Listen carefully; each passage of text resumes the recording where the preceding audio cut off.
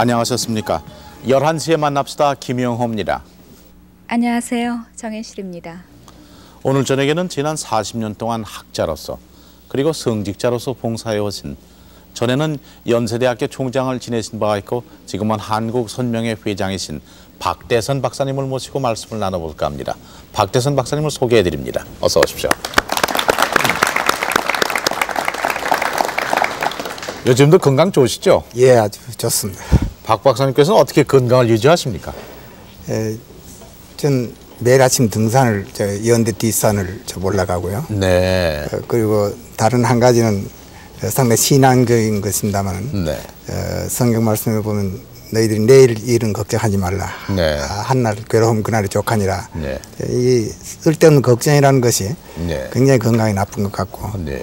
이 걱정하면서 식사하면 소화도 잘 안 되고 그런데, 네. 저는 절대로 걱정을 하지 않습니다. 하늘이 무너져도 걱정을 하지 않고, 네. 또 내일 일을 뭐 쓸데없이 오늘부터 걱정할 필요 없고, 그렇죠. 그날 당면한 문제 생각하고 지나가고 하는 것이 저로서는 하나의 건강의 비결이라 이렇게 생각합니다. 예. 여러분께서도 내일 일은 걱정하지 마십시오. 이제 조금 있으면 자정되는데 뭐 오늘 일은 그냥 끝내시고 주무시면 되지 않겠습니까? 참 아주 좋은 건강의 비결을 가지셨군요. 예, 제 비결은 그겁니다. 금년에 춘추가 어떻게 되십니까? 지금 한국 나이로는 69세고 네. 만으로는 68세입니다. 아, 그러세요. 요즘에는 어떤 일을 주로 역점을 둬서 하십니까? 요새는 이 국제 그 기독교 봉사 네. 단체인 네. 선명회라는 게 월비전이라고 있습니다. 네. 그 월비전의 한국 지회, 한국 선명회 회장직을 맡아가지고 있습니다. 아, 그렇습니까? 예. 한국 지부인가요? 지부입니다. 지부. 이 세계 한 100개쯤 이 선명회가 설치된 곳이 있는데, 네. 한국이 그 중에 하나죠. 거기에 뭐 총 책임을 맡아가지고 있습니다. 아, 그 참 막중한 책임을 맡으셨습니다. 예, 뭐 무거운 책임 같아요. 네. 그 책임을 맡으신 지는 얼마나 되십니까? 예, 어제로서만 1년 됐습니다. 그렇습니까? 예, 12월 16일 날 네. 취임했는데 벌써 1년이 됐습니다. 그러셨군요. 참 많은 일을 그동안에 하셨습니다만. 뭐 배우고 있죠. 조금씩 배워나가고 있는데 의의가 있는 일 같아요. 네. 지금까지 제가 교육계에 굉장히 오래 있었고 네. 목회 생활도 많이 했는데 이제 사회 사업에 좀 발을 내디디고 네. 이 사회 사업도 다 관련이 있는 일이니까 네. 여기에 좀 역점을 두고 네. 몇 년간 봉사해 보려고 그렇게 생각하고 있습니다. 그 선명회 하면은 어린이 합창단 생각이 금세 나는데요. 예, 뭐 선명회라는 이름보다도 이 선명회 어린이 합창단이 더 유명하고 네. 또 한국뿐만 아니라 온 세계 그 칠드런스 콰이어 하면 모르는 사람들이 없을 만큼 유명해졌어요. 네. 우리 선명회 얼굴이라고 볼 수 있죠. 아, 그렇습니까? 지금 박대선 회장께서 말씀하신 대로 선명회 얼굴, 한국의 한국 선명회 어린이들이 여기 박대선 회장님께서 오신다니까 막 방송국에 쫓아왔는데요. 노래 한 곡 들려주시겠다 그러는데 무슨 노래를 부르게 될까요? 보리밭? 예, 보리밭. 그 박 회장님 좋아하십니까? 예. 예. 그 박수로 우리 맞이하겠습니다.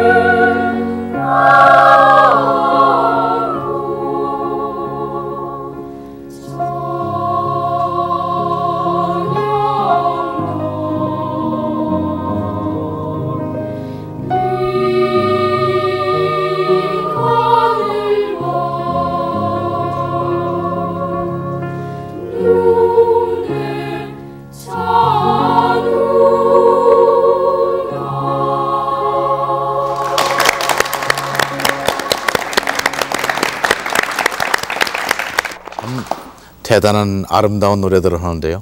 감사합니다. 어떻게 저렇게 귀한 애기들을 데리고 계십니까? 뭐 여러 학교에서 저희들이 선발합니다. 네. 거저 들어오는 것이 아니고 굉장히 엄격한 선발 거쳐가지고 훈련을 매일 6시에서 한 9시간, 네. 9시까지 훈련을 하는데 뭐 본래 자기의 소질도 있고 또 피눈물 나는 그런 그 훈련 그렇겠군요. 이런 것이 합쳐져 가지고 저는 이제 합창단이 되는 것이 아닌가. 대단한데요. 3년 전에 세계 콩쿠르에서 영국에서 한 우리가 세계에서 1등 했습니다. 세계에서 1등? 세계에서 1등 했어요. 예. 자랑스럽죠. 예, 저는 그렇게 생각합니다. 요즘 뭐 우리나라가 여기저기 가서 다 1등만 하니까. 예, 뭐 음악은 한국이 아주 소질이 있는 것 같아요. 예, 다른 것도 그렇지만. 박 회장님 고향은 어디십니까? 전 경상북도 의성입니다. 경상북도 예, 의성. 의성입니다. 경상도 양반이시군요. 양반입니까? 공부는 어디서 하셨습니까? 전 국민학교, 중학교, 대학, 뭐 마지막에 신학까지 아하. 한 18, 9년 일본에서 공부를 했어요. 일본에서요? 예, 일본에서 공부를 했어요. 네. 왜 어떻게 일본에 가셔서? 저희 선친께서 목사입니다. 예. 저희 조부님도 목사고 네. 제가 3대째 목사인데 저희 선친께서 옛날에 신학을 일본에서 했어요. 네. 그래서 일본에 우리 교포가 한 100만 명 살고 있는데 저 사진이 저희 선친입니다. 예. 저희 선친인데 그 한국 교회 지금 NCC지만 옛날에는 장로교와 감리교 합해서 장감 연합회라는 게 있었습니다. 네. 그 회의에서 저희 선친은 장로교인입니다만은 네. 대대로 네.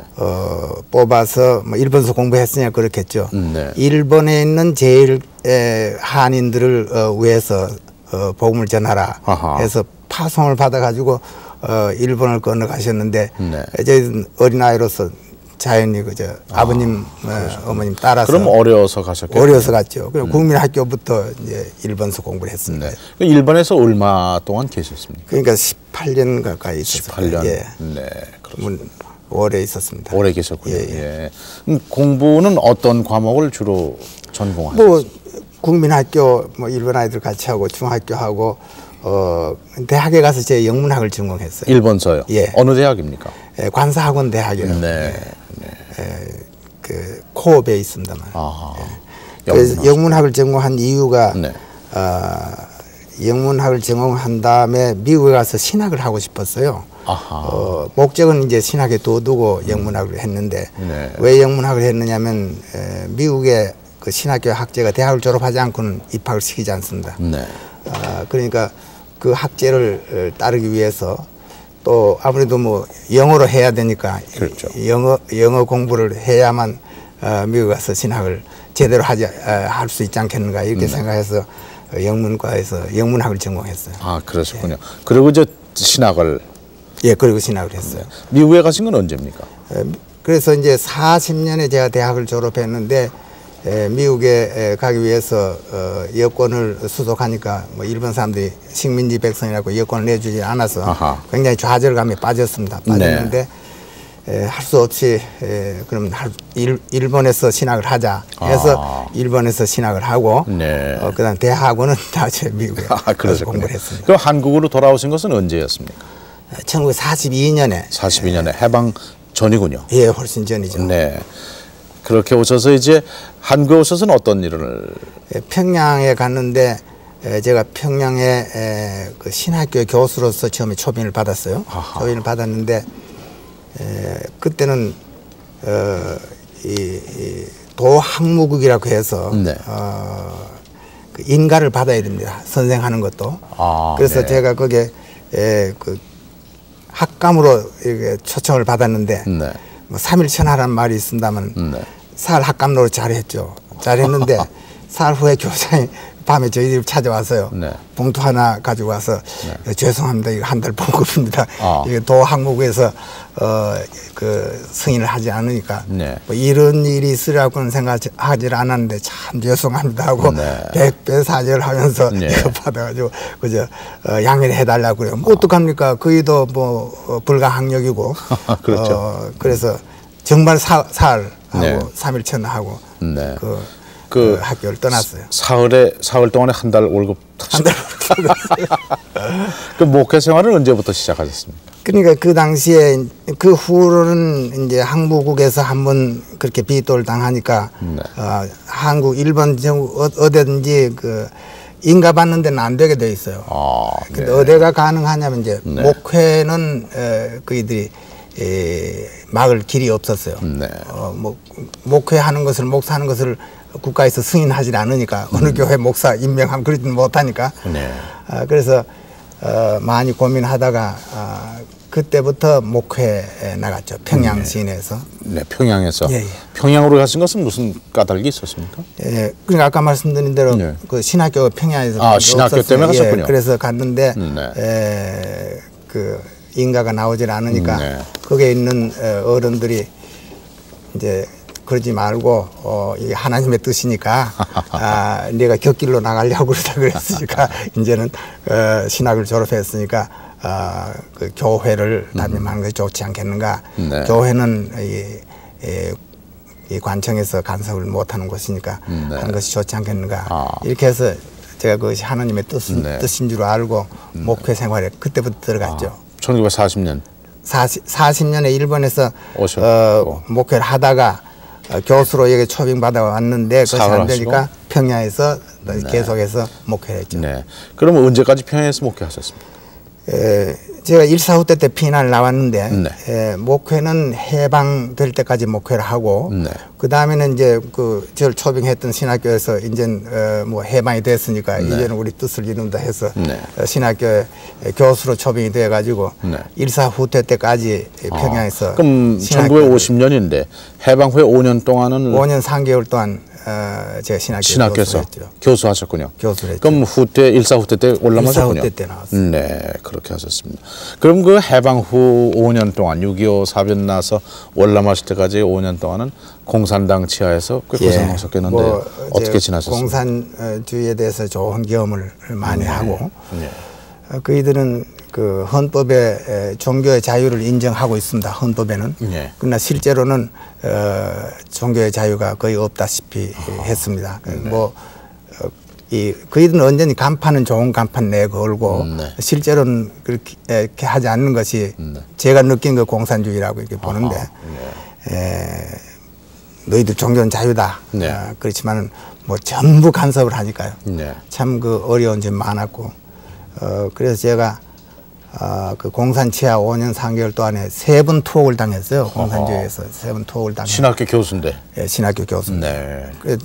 결국은 그이들은 자기네들이 무엇을 하라 하는 것을 복종하지 않으면 그다음엔 재미없는 사람이다 해서 좀 너는 여기 들어가서 수양을 받아야 한다 하는 식으로 갖다 두는 거죠. 네. 그래서 뭐 이거는 그저 예를 든다면 처음에 46년에 그 공산주의자들이 임시인민위원회를 조직했어요. 처음으로. 우리가 정부를 수립한 것과 마찬가지로 46년에 임시인민위원회를 조직하고 김일성이가 이거 백성들에게 어느 정도 우리의 명령이 먹혀 들어가는가 하면 처음으로 아마 테스트를 해보는 것 같아요. 지금 생각해 볼 때. 네. 46년이면 아직까지 뭐 1년도 안 되는 해방 후에 아주 6개월, 그렇죠. 7개월 정도인데 그래서 무엇을 명령했느냐면 3.1절을 기해서 모든 그 국민들은 평양 시내에 있는 시민들은 김일성 광장이라 그래가지고 지금 뭐 스타린 광장하고 김일성 광장하고 둘이 있었는데 그거 웃었어요. 이 모란보는 모로토프보이라고 그러고 이 대동강 레닌강으로 명명하고 처음에는 뭐 기가 막히게 참 우리들 좀 웃겼습니다만은 그래서 그 명령을 했는데 저희 목사들이 모여가지고 그 뭐 공산주의자들이 오라 한다고 해서 가고 가라 그런다 갈 수 있느냐. 그렇죠. 그러니까 우리는 3.1절이니까 이 3.1절은 그 장대현 교회라고 모교회가 있습니다. 제일 큰 교회가 38 이브에 제일 큰 교회가 있는데 그 교회에서 옛날 3.1 운동을 일으킨 유서 깊은 곳이니까 우리 목사들이 김일성 광장에 가는 대신에 여기에 가서 하는 게 기도드리자. 이제 이 38선도 열리고 독립도 빨리 오도록 네. 통일도 되도록 이렇게 기도하는 것이 뜻이 있는 것이 그 김일성 광장에 갈 그렇죠. 겁니다. 거부를 하기로 가결했어요. 그러니까 이제 그 가결했다고 해서 잡아가서 아이고 저런. 뭐 아주 가벼운 거죠. 뭐든지 순종하지 않으면 예. 제재를 가하는 막 그런. 공산당의 만행에 대해서 그건 무서운데. 박 회장님 말씀 들으면 밤이 새도록 참 그들의 그 많습니다. 많죠. 예. 그 일사후 때 피난 오신 후에 어떻게 지나셨습니까? 그 일사후 때 피난 나와서 뭐 갈 데가 있습니까? 전부 다 부산 아니면 대구인데. 네. 그럼 저희들은 제일 최남단에 부산에 가서 살고 있었는데 1년 조금 지난 다음에 우리 이승만 박사께서 그때 뭐 이 전쟁이 치열하게 진행되고 있을 때인데 우리 한국 군대도 네. 군복 제도가 있었으면 좋겠다. 그래서 동양에선 최초로 우리 한국 군대가 군복 제도를 실시하자 그런 생각을 가지셨어요. 그래서 각 교단에 대해서 의뢰서를 보냈어요. 뭐 무슨 우리가 연령이 뭐 군대에 해당되기 때문에 간 것이 아니라 그 귀교단에서 대표적인 인물 몇 사람 차출해 주십시오 하고 저희 감리교단 11명 좀 차출해달라. 장로교단 뭐 16명인가 그리고 성결교, 천주교하고 이 네 교단에서 40명을 의뢰받았어요. 네. 그래서 저는 감리교였으니까 감리교를 대표해서 11명이 갔는데 거기에 끼어서 이 장교 훈련을 받았어요. 네. 한 달 동안. 그때 모두 다 한 달 훈련이야. 장교 되는데. 그래서 훈련을 받고 그중에서 이제 우수하다고 제가 우수하다는 말이 아니고 그이들이 우수하다고 생각한 사람 3사람을 뽑았어요. 그래서 지금은 이제 군종감이라고 그런다면 그때는 군종감이라고 하는 것이 없고 그저 대표다. 각 교단 대표다 해서 천주교회 대표 하나, 감리교회 대표 하나, 장로교회 대표 하나 이렇게 육군 본부에서 지금 군종감 일을 시켜서 저희들이 그것을 하고 그러셨군요. 행정도 하고 교육도 하고 뭐 그렇게 했습니다. 군목 생활을 몇 년 하셨습니까? 제가 2년 안 되도록 했습니다. 네, 그러시고요. 그 후에 어떻게 하셨습니까? 그래서 군목 생활하는 동안에 우리 교단 본부에서 미국에 유학 가는 시험을 치렀어요. 돈은 미국에서 오고 제가 알기로는 그런 장학금이 제일 좋은 것 같아요. 지금도 그런 장학금이 있었으면 좀 권면하고 싶습니다만 왕복 여비 다 주고요. 거기 등록금 다 주고 책값 주고 용처돈 주고 식비 주고 뭐 룸 주고 뭐 전부 다 주는 그런 장학생을 뽑는 시험이 있었는데 제가 시험을 쳐서 합격을 했어요. 역시 우수하셨군요. 우수했는지 그래서 보스턴에 가서 공부를 하는데 제가 갈 때는 뭐 비행기표는 없었고 물론. 그럼 어디 걸어가셨나요? 뭐 화물선이 있었어요. 화물선이 있었는데 부산에서 떠나서 샌프란시스코까지 15일 그저 망망대해를 그저 매일 그저 배 타고 가는 것뿐이죠. 15일 걸려가지고 상항에 도착하고 그다음 기차를 타는데 보스턴까지 가는데 나흘 걸렸어요. 대륙횡단이죠. 대륙횡단. 그래서 20일 만에 목적하는 학교에 가서 공부를 하게 됐는데 지금은 한 19시간이면 하루도 안 돼서 가는 데를 옛날에 20일 걸려서 갔으니까 아주 학위는 거기에서 하셨어요? 예, 보스턴에서 신학 박사학위. 예, 신학 박사학위. 네, 그러셨군요. 그럼 연대 총장으로 부임하신 게 언제였습니까? 1964년입니다. 64년. 예. 언제까지 계셨습니까? 75년까지 있었어요. 75년까지. 예, 그래서 11년. 예, 거기는 한 총장의 임기가 4년인데 제가 3선을 해서 11년까지 했습니다. 한 해 남겨놓고 제가 사표 최대 총장, 최장의 연한으로서는 최장 수명을 누린 총장인데 그래 11년 지나고 제가 사표 내고 나왔어요. 그러니까 교직 생활하신 지 한 40년 가량 되시는 거죠? 그러니까 그 전도사로서 교회 담임하던 일본서 담임하던 때부터 하면 44년입니다. 네, 저 사진을 기억하십니까? 연대 총장 취임식입니다. 취임식. 저희 노천강당이군요. 노천강당입니다. 네. 네. 참 좋은 사진이군요. 저게 1964년 때 64년입니다. 네. 그로부터 11년.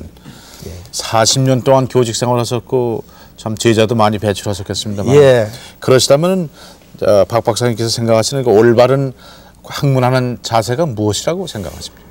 제가 생각할 땐 학문하는 자세는 피눈물 나는 그런 노력이 없이 학문이 성취될 수 있겠는가. 네. 그리고 인내력을 가지고 자기의 목적을 달성할 때까지 끈질기게 나가는 것이 아닌가.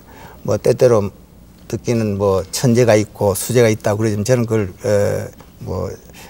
절대로 부인하지는 않고 네. 혹간 그런 사람도 있으리라 생각하지만은 제가 믿는 것은 천재 수재보다는 노력하는 사람이 결국은 승리하지 않겠는가. 아하. 이렇게 해서 학문한 자세는 그저 인내력과 그저 끈질긴 노력 가지고 그저 목적 달성할 때까지 나가는 것이 학문한 자세가 아닌가. 저는 네. 그렇게 생각을 하고 있습니다. 끝까지. 예, 알겠습니다. 그래야 되죠. 그렇죠. 그래서 이 독일의 에리히라는 그 박사가 있는데 네. 그가 유명한 606호 그 주사약을 네, 발명한 606. 사람인데 네.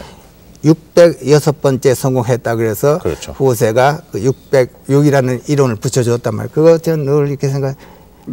우리 보통은 한 10번 하고 아 이거 안 되겠다고 집어치우는데 아니 100번도 아니고 600하고도 또 5번 하고 또 해서 6번째 되었거든요. 그러니까 그렇게 끈질기게 인내를 가지고 가면 언젠가는 그렇죠. 자기 학문의 성공을 이룰 수 있지 않겠는가 하는 것이 소신이죠. 옳은 말씀입니다. 우리나라에서 한때 그 606호 주사가 꽤 예, 옛날에 그랬죠. 지금 해방 직후에 예, 예. 그랬죠. 그러면 총장하시고 또 교직자하시고 또 교수하시고 그렇게 예, 많이 지나시는데 했어요. 예. 그런 그 생활하시면서 가장 역점을 둬서 강조하신 것은 무엇입니까? 제가 학생들에게는 늘 강조하는 것이 제 네. 좌우명이 하나 있습니다. 네. 그 좌우명이 뭐냐면 실력과 진실이라는 게 제 한평생 저를 지배하는 좌우명이죠. 실력과 진실. 이 사회에 공헌할 수 있고 뭐 쓸모 있는 뭐 도움을 줄 수 있는 사람이 된다고 할 것 같으면 네. 실력자가 되어야 되지 않겠는가. 그렇군요. 실력을 배양해야 되고 네. 실력만 가지고는 또 사회 공헌할 수 있겠느냐. 그렇죠. 그게 진실성이 있어야 이 두 가지가 실력하고 진실성 이렇게 두 가지가 잘 조화될 때 한 인격 가운데 조화될 때 네. 비로소 이 국가를 위해서나 사회를 위해서나 공헌할 수 있다 이렇게 생각. 한 가지만 있어가지고는 안 된다 이렇게 생각. 어떤 사람은 굉장히 진실한데 그 실력이 없는 사람이 있거든. 어떤 사람은 굉장히 천재 같은 실력을 가지고 있는데 진실성이 없으니까 뭐 어떤 때는 교도소에도 가서 신세를 지는 경우가 있죠. 아하. 그 아주 좋은 말씀.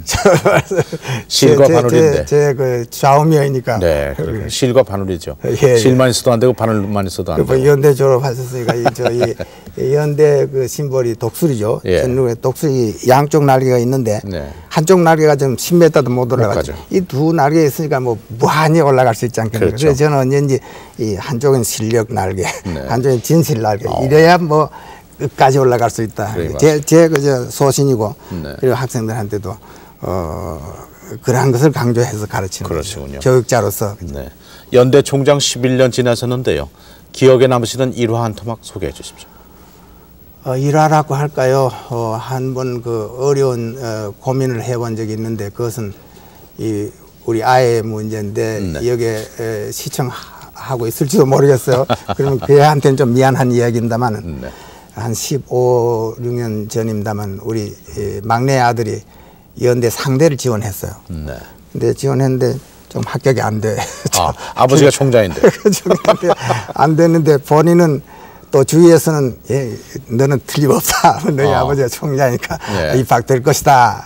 이렇게 해서 본인도 그렇게 믿고 또 특별히 그의 어머니는 뭐 하늘같이 믿고 있는데 하루는 총장실에 있는데 상대 교수들이 학장 이하 전원이 다 올라왔어요. 총장실에 전부 다 무슨 일이 있는가 했는데 오늘 총장님께 좀 간곡하게 좀 부탁할 말씀이 있습니다. 이 데모 왔는가 해서 굉장히 놀랐죠. 네. 그래서 무슨 말씀입니까? 그때 이제 입학 사정을 할 때. 네. 그래서 연대는 그 대학에 돌립니다. 전부 채점해가지고 그 대학에 돌리면 그 대학에서 교수들이 심사를 해가지고 합격을 이제 거기서 심사하죠. 그러면 이제 총장이 마지막 도장을 찍으면 되는 거예요. 근데 그 학장님과 그 교수들이 말하기를 저희들이 장시간 이 심사를 하다가 하는 도중에서 총장님의 아들이 이렇게 떨어졌는데 아하. 이거 받아주기로 만장일치로 가결했으니까 총장님께서 이거 물리치지 마시고 받아주십시오. 아하. 그래서 내가 참 고맙죠. 네. 인간적으로 봐서. 그러나 그런 법이 어디 있느냐고. 네. 왜 당신네들이 결정하느냐고. 네. 그건 내가 결정해야 되지. 당신네들 그 결정권이 없다고.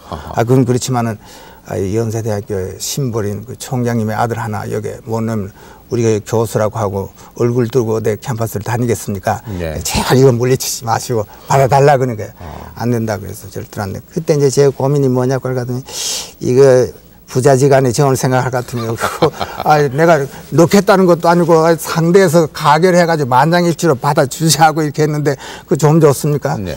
그러나 또 이 학교에 그 기간을 세운 데 있어서는 네. 도무지 이게 저로서는 용납이 안 되거든요. 그래서 제가 그랬어요. 그러니까 그분들이 우리 사표 내고 나가겠습니다. 뭐 명목이 네. 없으면 나가겠습니다. 그래요. 그래서 여러분 사표 낼 거 없습니다. 네. 그럼 받아줍시다. 네. 받아주고 그 대신 난 오늘 사표 내고 내가 나갈 테니까 그렇게 하자고. 그냥 다 돌아가 버렸어요. 총장하고는 바꿀 수 없다 생각했겠죠. 그것이 뭐 에피소드라면 에피소드인데 그렇군요. 우리 아들이 있으면 좀 섭섭할지도 모르겠어요. 왜 저런 것을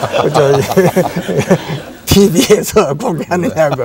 그러니까 재수해가지고 그 다음에 들어왔어요. 들어왔어요? 들어서 지금 현대건설 차장 그래서. 참 다행입니다. 그럼 그래서 뭐 전화위복이라고 할까요? 예. 네. 잘 입학이 돼가지고. 총장님 아들은 올사금을 냅니까? 제가 제도를 하나 만들었어요. 연대 있을 때. 그 교직원의 아이들, 용원도 좋습니다. 네. 수위도 좋고, 아이들 합격했을 때는 네. 등록금 면제다. 그런 것으로 도와줘야 되지. 그 박봉 받고 시달리는데 그 전부 등록금을 하면 그 수위가 어떻게 감당할 수 있습니까? 네. 간호원이든지 뭐 네. 노무자든지 뭐 교수든지 총장이든지 누구든지 다 이제 면제하기로 네. 해서 합격한 아이들은 그저 공부는 등록금 내지 않고 자율회비만. 그렇군요. 그런 그 일화와 참 여러 가지 중요한 사업들의 봉직 11년, 총장직을 물러나시면 어떻게 지나셨습니까? 제가 좀 당만 쉬었고요. 네. 그리고 그 다음에 전 감리교단에 속해 있는데 감리교단에서 감독으로 저를 꼽아주었어요. 네. 감독하면 이제 감리교에서는 최고 직위에 있는 분이죠. 네. 그래서 감독이 연한 2년입니다. 네. 2년 동안 감독직을 맡아가지고 행정을 했죠. 교회 행정을 했죠. 목사들을 거느리는. 네. 아버님은 장로교시고. 아버님, 할아버지는 장로교 목사고, 네. 저는 감리교 목사. 같은 성경인데 뭐. 같은 성경 뭐. 같은 하나님인데. 그 신앙의 교리나 다 같죠. 선명회 회장 하신 것은 어떤 인연이었습니까?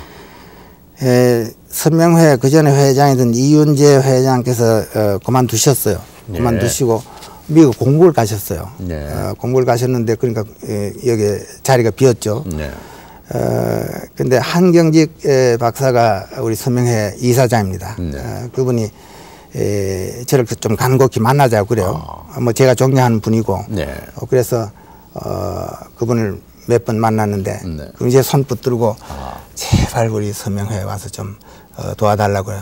난 안 한다고. 난 지금 교회를 하나 담임하고 있는데 네. 이 교회를 놓고 갈 수도 없고 네. 또 선명회는 그 연령의 제한도 있고 한데 내가 알기로는 60세 그 정년인데 연령 지난 사람이 이렇게 갈 수도 없고 또 나도 다른 일도 있고 네, 할 마음 없습니다. 석 달 동안 계속해서 제가 고사를 했어요. 고사를 했는데 한경 목사 몇 번씩 그 이사님들도 몇 번씩 측면에서 전화하고 그 좀 와서 수고를 해달라. 그래서 나중에 너무 그런 것도 안 되고 해서 바쁘지만은 잘 맡으셨죠. 가서 도와드리는 것이 도리가 아닌가 그러면요. 생각해서 지금 1년이 잘하셨습니다. 그래서 뭐 후회는 하지 않고 아까 말씀드린 또 교수 생활 무슨 행정 그리고 목표했는데 다 연관성 있는 것 같아요. 여기 지금 행정직을 맡아가지고 있고 또 우리 선명회가 그 선교에 중점을 두고 있으니까 뭐 다 연관성이 있어서 제가 와서 봉사 할 수 있는 그 무대다 이렇게 생각을 하고 열심히 하고 있습니다. 아까 회장께서 선명회 어린이 합창단이 선명회 얼굴이라고 말씀하시는데요. 선명회의 몸뚱이는 무엇인지 목적과 그 취지를 말씀해 주십시오. 여러분 다 아시는 대로 6.25 동란 때 많은 고아가 생기고 많은 미망인들이 생기고 난민들이 생겼습니다. 네. 그때 피어스라고 하는 분이 굉장히 그 정열적인 크리스찬이 있었어요.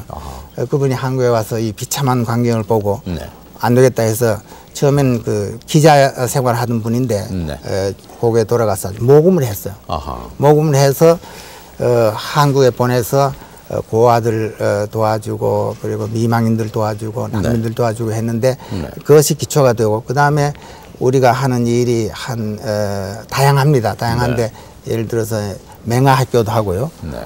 그리고 직업 교도소 이렇게 이 어린 사람들 이렇게 중학교 연령 고등학교 직업을 이렇게 가르쳐 직업 훈련 훈련소를 하고 그리고 신체 장애자들을 위한 그 학교도 하고 그리고 우리 음악 학원도 하고요. 그리고 이 나 환자들에 대해서 우리가 관심을 많이 가지고 있습니다. 그래서 나 환자 치료를 하고 있고요. 그리고 나 환자 그 병에서 이렇게 치유된 사람이 음성 나 환자라고 그러죠. 그 음성 나 환자촌이 많이 있습니다. 저희들이 관계한 한 31군데쯤 되는데 이것을 도와주죠. 양계하는 거 뭐 나 환자 자활이겠죠. 그래서 우리가 도와주는 거죠. 도와주는데 그이들이 이제 노력해서 자활하고 하는데 그런 것 그다음에 화전민들이 이렇게 산에서 못 내려왔어요. 그 화전민들을 이제 정착시키는 일. 그리고 이제 선교국이 있어가지고 전도하는 것, 뭐 공장에다 뭐 차장들이다 뭐 이런 데 가서 전도하는 일을 하고 있는데 궁극적인 우리들의 목적은 무엇이냐고 할 거면 이런 여러 가지 방법이 있죠. 그 어려운 사람들을 도와주는 이런 방법을 통해서 궁극적으로는 천국을 일단 건설해보자. 이런 불쌍한 사람들이 없고 가난한 사람도 없고 모두가 잘 살 수 있는 그런 사회를 만들어보자. 이렇게 해서 이제 과거에는 그런 방향으로 나왔는데 지금은 이제 지역사회 개발이라고 해서 가장 가난한 마을을 전국적으로 찾아가지고 우리가 이제 거기에 집중적으로 투자를 해서 한 사람이 잘 사는 것보다 마을 전체가 잘 살자 하고 또 가정개발이라고 해서 미망인들이 수용되어 있죠. 저희 도와줘 수용되어 있는데 그 미망인들이 조그마한 이제 한 6평, 7평짜리 우리가 집을 제공해서 주는데 그 3년 동안 살 수 있지만은 아이들 둘 혹은 셋 있는 사람들이 남편과 사별한 사람들만 거기에 들어갈 수 있는데 3년 후에는 이제 나가야 되니까 그이들이 3년 동안에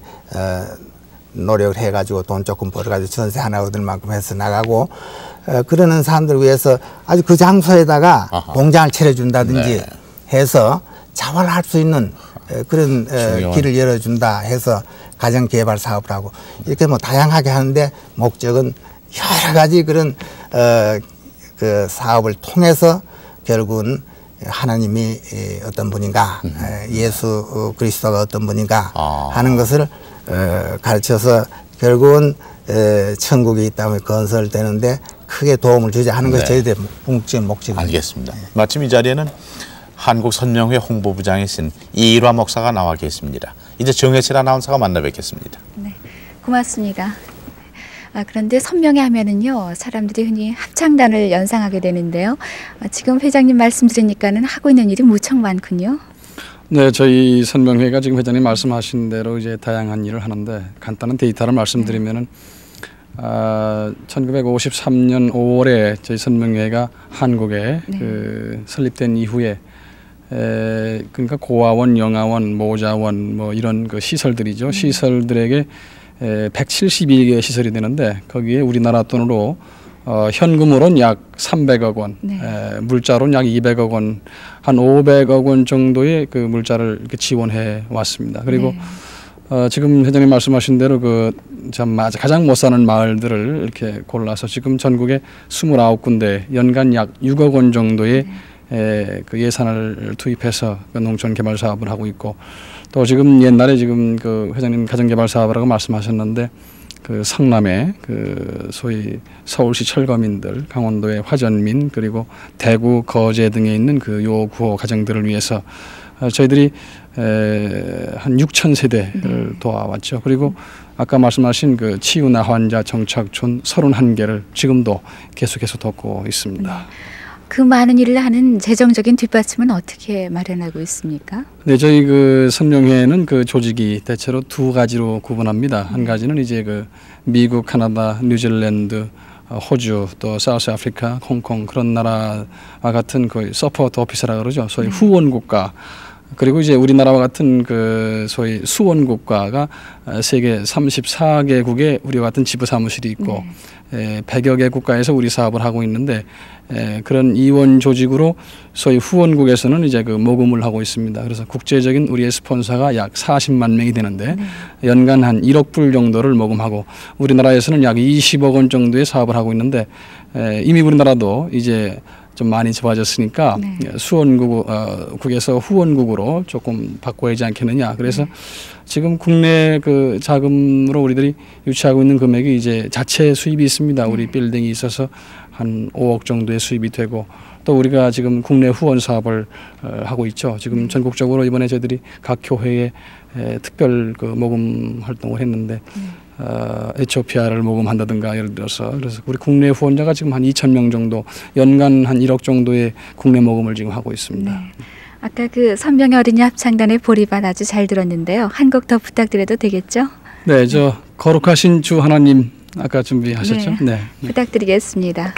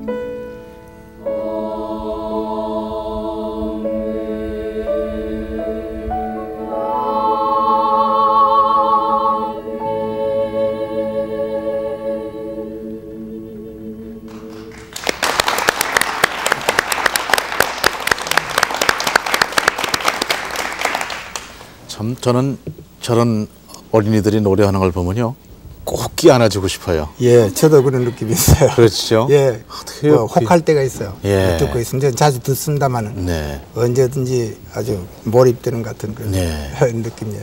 그 아름다운 음성 또 노래하는 가사가 얼마나 좋습니까? 예, 예. 앞으로 많이 좀 선전해 주십시오. 합창단. 박 회장님께서 취미는 어떤 면에 계십니까? 뭐 취미라고 하는 건 뭐 별로 없고 아까 말씀드린 대로 건강법의 하나의 네. 방법이 되겠습니다. 등산하는 것을 좋아하고요. 네. 그요 한 달 전에도 제가 한라산을 등산하고 내려왔어요. 우리 나이의 사람 하나도 없는데 네. 전부 대학생들 가는데 상당히 통쾌해요. 올라가니까 말이죠. 곧 놀라고는 그럽니다. 예. 그 일출봉도 올라갔다 내려오고 말이죠. 그러셨습니까? 저는 등산을 많이 하고 뭐 저 이북에 있을 때는 금강산도 올라가고 네. 묘향산도 올라가고 일본에 있을 때는 후지산도 제가 꼭대기까지 올라갔댔어요. 네. 그러셨군요. 장기는 어떤 점에 장기가 계십니까? 뭐 목사에 무슨 장기가 있겠습니까? 뭐 학교 총장, 교사하는 사람은 장기가 없습니다. 제가 중학교 때 일본에 있었으니까 유도를 했어요. 예. 유도를 했는데 매일 5년 동안 중학교 있는 동안에 뭐 일본의 하나의 국기 비슷한 것이었죠 그때. 예. 그래서 매일 방과 후 3시에서 한 7시, 8시까지 네. 유도에 전념하고 제가 유도 선수 생활도 좀 하고요. 네. 그랬습니다만 중학교 때까지만 하고 그다음엔 공부를 해야 되겠다 해서 대학에 들어가면서 다 그만두고 말았습니다만 예. 뭐 특기라든지 뭐 그렇다면 저 유단자니까 특기가 될까요? 네. 혹시 참 회장님께 이런 질문을 드리는 게 대단히 황송스럽습니다만 혹시 그 결혼하신 얘기 좀 들려주셨으면 예, 좋습니다. 제 아내는 이 미국 태생입니다. 네. 한국 사람이지만은 예. 미국에서 나서 고등학교 다니다가 난 그 참 그 부모가 훌륭하다고 보는데 3남매인데 네. 그 부모 저희 장인 장모님죠. 이 아이들 세 아이인데 이 아이들을 미국에서 그대로 기르면 이게 한국말도 모르고 한국도 모르니까 나가자 하고 사업을 하시는 분이 전부 다 정리를 해가지고 평양 고향인데 평양에 나왔어요. 나와서 이제 아이들 뭐 대학을 보내려니까 일본으로 보낼 수밖에 없는데 그 맏딸이 제 아내예요. 코베 칼레지라고 해서 아까 말씀한 관사학원 대학 바로 옆에 있는 대학 마치 연대하고 이대가 바로 옆에 기독교 대학인데 옆에 있는데 그 1학년에 들어갔어요. 1학년 들어가고 저는 또 이쪽에 관사학원 대학에 1학년에 들어 1학년 때 서로 만났어요. 만나긴 했는데 뭐 한참 뭐 몇 년 있다가 누가 중매를 해요. 서로 아는 사이인데도 중매를 해서 어떠냐 그래서 내가 거절했어. 난 공부가 다 끝날 때까지는 절대로 결혼하지 않는다. 그러니까 저쪽에서는 다른 것에 반대하는 것이 아니고 저 사람은 공부만 다 마치면 나하고 해줄 것이다. 이렇게 생각을 하고 기다리기를 자그마치 8년을 했어요. 아이고. 제가 이제 대학 5년 했죠. 그리고 또 그다음에 신학을 3년을 했어요. 그 8년 되지 않습니까? 근데 이 양반은 이제 그 피아노 전공에 그래서 4년 했죠. 그다음에 또 내가 끝나지 않으니까 집에 놓을 수 없고 대학원에 들어가서 2년 또 했어요. 그러고도 또 나오니까 집에 돌아가서 기다리는데 그래서 제가 공부 다 끝날 때 그때 또 중매를 넣었어요. 중매를 넣어가지고 하는데 그때 제가 생각해 봤어요. 내가 뭐 굉장히 훌륭한 사람도 아닌데 한 여성이 믿고 8년 동안 막연하게 기다린 회장님 혹시 저 사진이 뭔지 아십니까? 제가 결혼 사진하는 옛날입니다. 그래서 신부가 굉장히 이쁘셨군요. 감사합니다. 그 남자는 훌륭하잖아요. 별로. 그러셨군요. 그래서 했는데 그때는 일정 시대 때니까 이제 여자는 19세 이상 지나면 한갑이라고 이렇게 생각을 하고 있었어요. 지금은 19세? 많이 19세 넘으면 시집 못 가는 줄 알았어요. 네, 29세에 시집 왔으니까 그때는 한갑 진갑 다 지난 제가 시집을 왔죠. 예, 참 8년. 야, 그 한갑 진갑 지나서 오셨군요. 그렇죠. 그러니까 어느 분이 어느 분을 도우시게 됩니까? 신부가 신랑을, 신랑이 신부를. 그 양반 날 따라다녔죠. 그러니까 혼자 사모하고 그랬겠죠. 그다음에 제가 사모님 모셔서 예, 그렇게 알아보세요. 저 사진은 누구 사진입니까? 저건 우리 아이들 아까 말씀드린 예. 아이들이 몇 남매신가요? 4남매인데요. 예. 아들이 셋이고 딸이 하나입니다. 아, 예. 이제 다 장상하셨죠? 예, 큰 아들은 연대 지금 공대 교수입니다. 네. 학위 받고 네. 영국에서 공부를 했고, 그다음 네. 둘째는 그 과학기술원에 네. 연구원으로 있는데 아하. 독일서 공부를 했어요. 네. 그리고 학위도 받았고, 네. 그리고 셋째가 딸인데 네. 결혼을 해서 자기 남편이 미국에서 오하이오에서 지금 박사 학위를 하고 있어요. 네. 그리고 제일 끝에 아들이 아까 말씀드린 대로 그 이제 현대는. 잘 안 된 사람인데 지금 걔는 현대건설에 예. 지금 전자의 차장 하고 아, 있습니다. 첨단 기술 하시는군요. 예.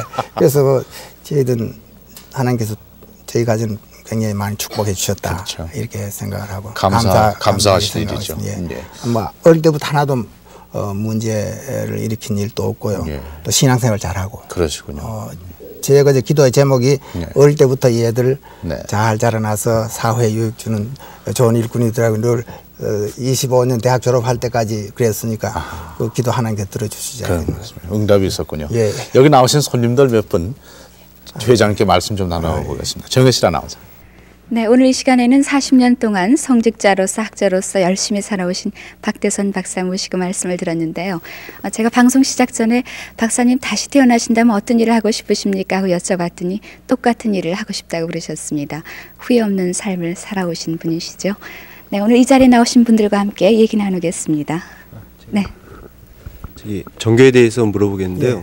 저기 박사님이 그 생각하시는 종교의 가치와 그 다음에 현대 그 종교인의 그 역할에 대해서 어떻게 생각하시는지.